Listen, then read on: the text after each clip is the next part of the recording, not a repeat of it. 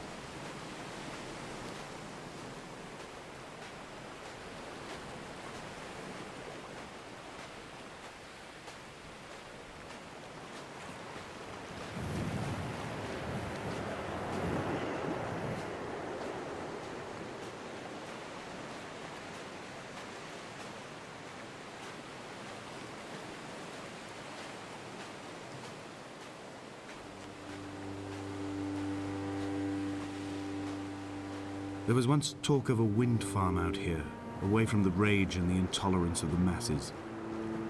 The sea, they said, is too rough for the turbines to stand. They clearly never came here to experience the becalming for themselves. Personally, I would have supported it. Turbines would be a fitting contemporary refuge for a hermit.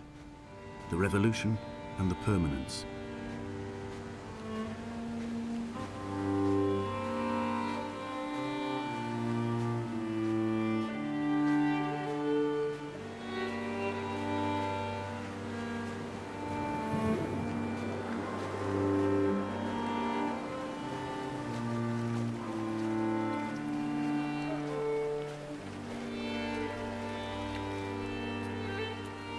Dear Esther, I found myself to be as featureless as this ocean, as shallow and unoccupied as this bay, a listless wreck without identification.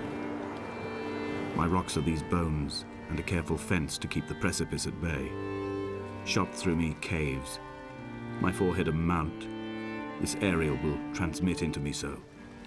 All overexposed, the nervous system, where Donnelly's boots and yours and mine still trample. I will carry a torch for you. I will leave it at the foot of my headstone. You will need it for the tunnels that carry me under.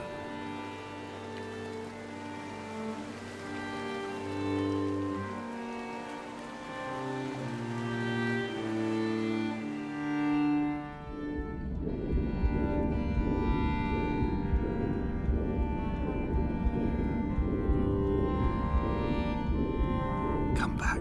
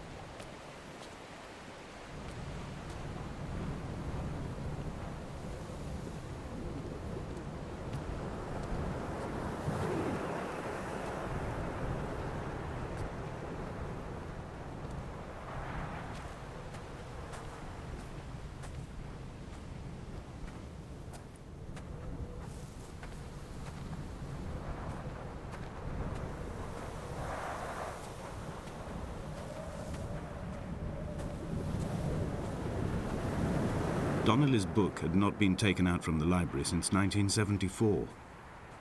I decided it would never be missed as I slipped it under my coat and avoided the librarian's gaze on the way out. If the subject matter is obscure, the writer's literary style is even more so. It is not the text of a stable or trustworthy reporter. Perhaps it is fitting that my only companion in these last days should be a stolen book written by a dying man.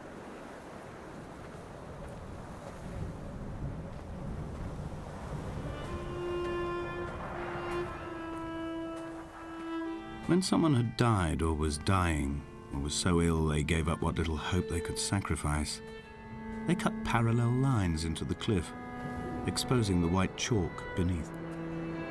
You could see them from the mainland or the fishing boats, and know to send aid or impose a cordon of protection, and wait a generation until whatever pestilence stalked the cliff paths died along with its hosts. My lines are just for this: to keep any would-be rescuers at bay. The infection is not simply of the flesh.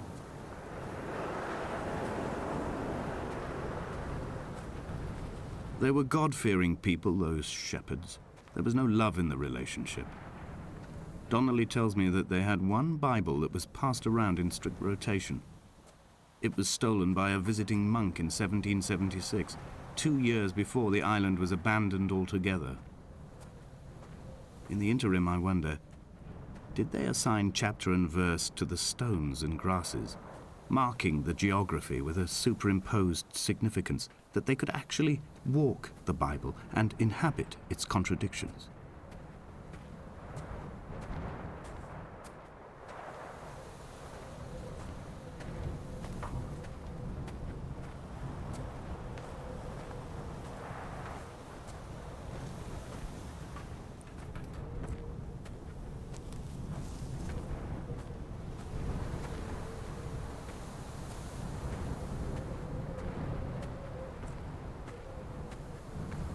Dear Esther, I met Paul. I made my own little pilgrimage. My Damascus, a small semi-detached on the outskirts of Wolverhampton. We drank coffee in his kitchen and tried to connect to one another. Although he knew I hadn't come in search of an apology, reason or retribution, he still spiraled in panic, thrown high and lucid by his own dented bonnet. Responsibility had made him old. Like us, he'd already passed beyond any conceivable boundary of life. This hermit, this seer, this distant historian of bones and old bread, where did he vanish to? Why, asked the farmers. Why, asked Jacobson. Why bother with your visions at all, if you're just to throw your arms up at the cliff and let it close in behind you and seal you into the belly of the island, a museum shut to all but the most devoted?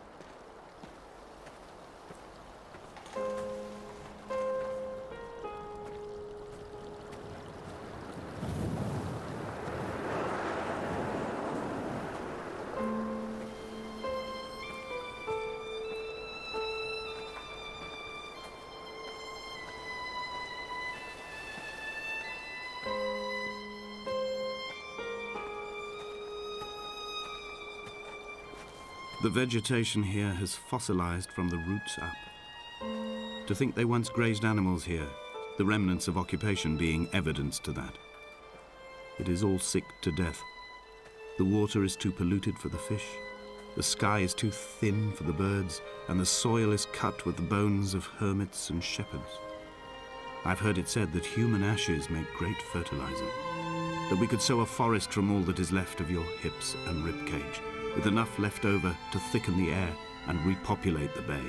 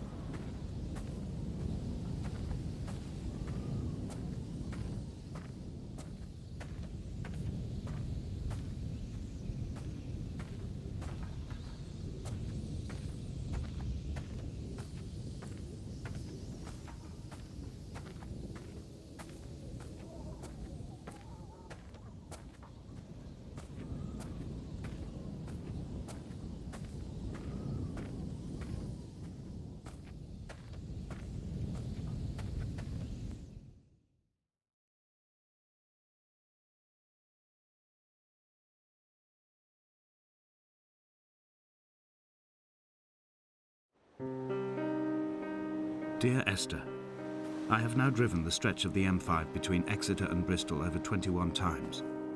But although I have all the reports and all the witnesses and have cross-referenced them within a millimetre using my Ordnance Survey maps, I simply cannot find the location. You'd think there would be marks to serve as some evidence. It's somewhere between the turn-off for Sanford and the welcome brake services. But although I can always see it in my rear-view mirror, I have as yet been unable to pull ashore.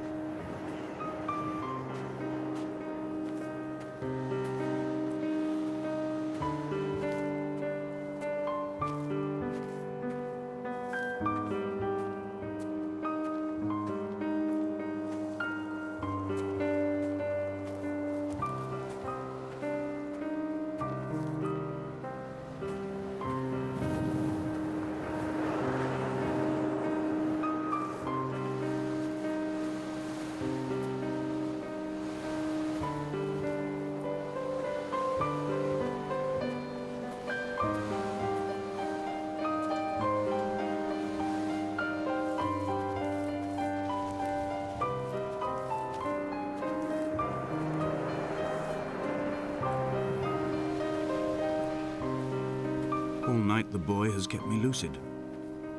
I sat, when I was at the very edge of despair, when I thought I would never unlock the secret of the island, I sat at the edge and I watched the idiot boy blink through the night. He's mute and he's retarded, and he has no thought in his metal head but to blink each wave and each minute aside until the morning comes and renders him blind as well as deaf-mute. In many ways, we have much in common.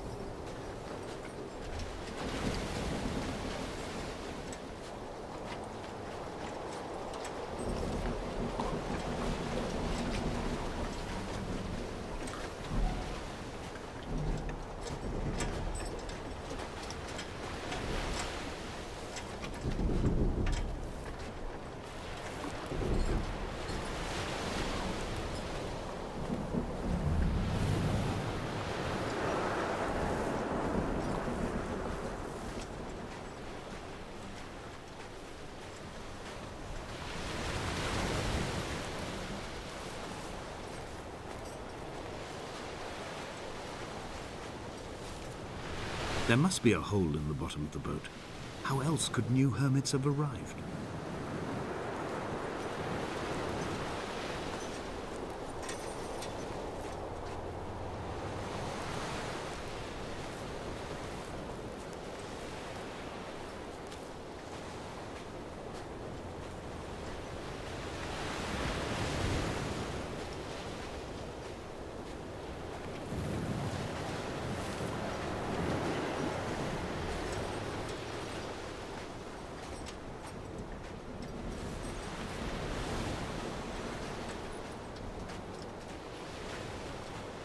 I had kidney stones, and you visited me in the hospital. After the operation, when I was still half submerged in anesthetic, your outline and your speech both blurred. Now my stones have grown into an island and made their escape, and you have been rendered opaque by the car of a drunk.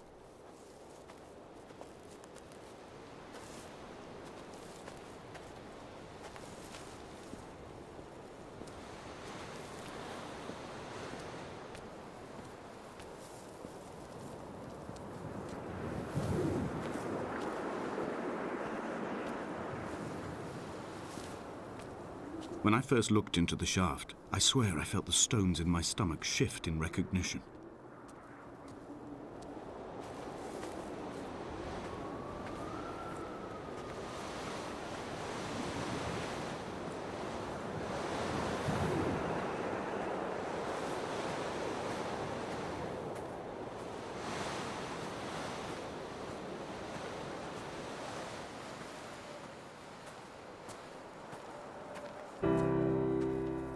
Begun to climb, away from the sea and towards the center.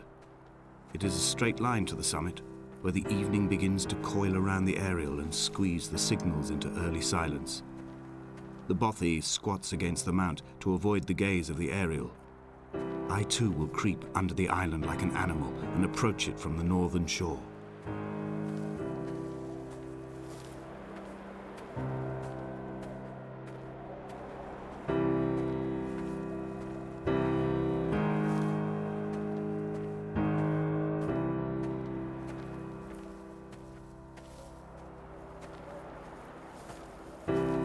The bothy was constructed originally in the early 1700s.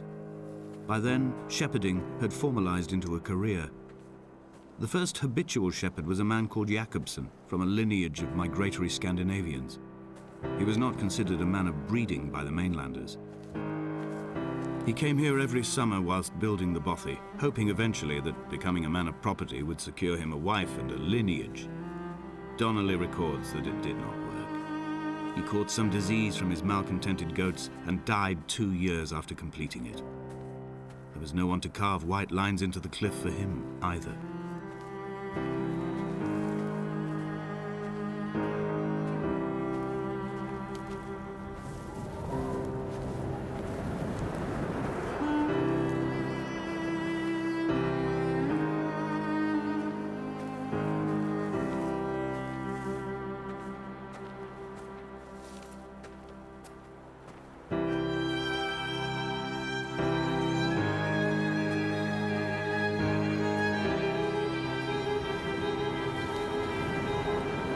Inventory.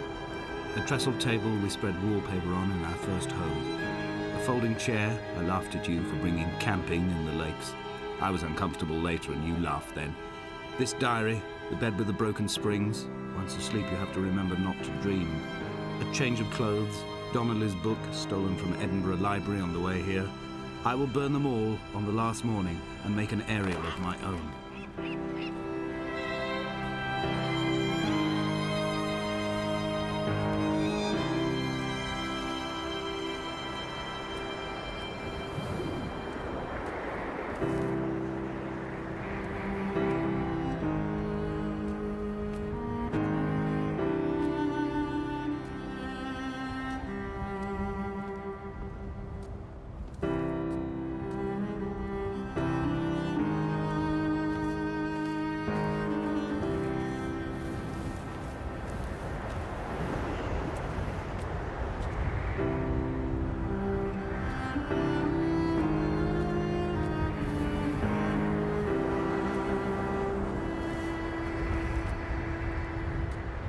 In a footnote, the editor comments that at this point, Donnelly was going insane as syphilis tore through his system like a drunk driver. He's not to be trusted. Many of his claims are unsubstantiated, and although he does paint a colourful picture, much of what he says may have been derived directly from his fever. But I've been here, and I know, as Donnelly did, that this place is always half imagined. Even the rocks and caves will shimmer and blur with the right eyes.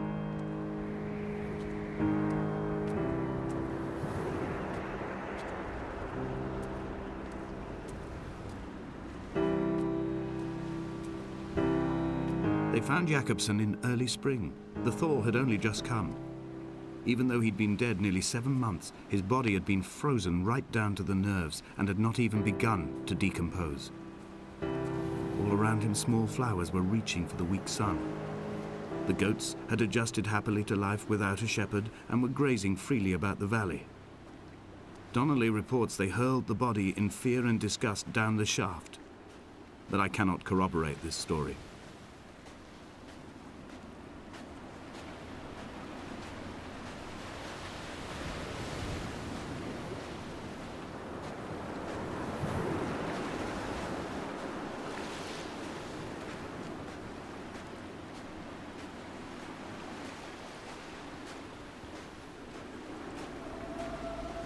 Climbing down to the caves, I slipped and fell and have injured my leg. I think the femur is broken. It is clearly infected. The skin has turned a bright, tight pink, and the pain is crashing in on waves, winter tides against my shoreline, drowning out the ache of my stones. I struggled back to the bothy to rest, but it has become clear that there is only one way this is likely to end. The medical supplies I looted from the trawler have suddenly found their purpose. They will keep me lucid for my final ascent.